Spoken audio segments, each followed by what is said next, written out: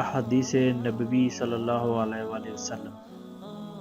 نبی کریم صلی اللہ علیہ وآلہ وسلم جب غسل فرماتے تو آپ پہلے اپنے دونوں ہاتھ دھوتے، پھر اسی طرح وضو کرتے جیسے نماز کے لیے آپ صلی اللہ علیہ وآلہ وسلم وضو کیا کرتے تھے۔ پھر پانی میں اپنی انگلیاں داخل فرماتے اور ان سے بالوں کی جڑوں کا خلال کرتے، پھر اپنے ہاتھوں سے 3 چلو سر پر ڈالتے، پھر تمام بدن پر پانی بہا لیتے۔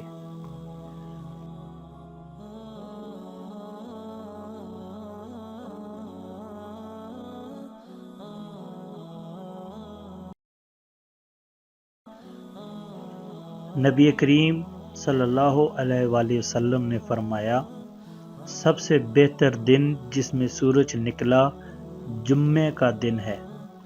اسی دن آدم کو پیدا کیا، اسی دن انہیں جنت میں داخل کیا گیا، اسی دن انہیں جنت سے نکالا گیا، اور قیامت بھی اسی دن قائم ہوگی۔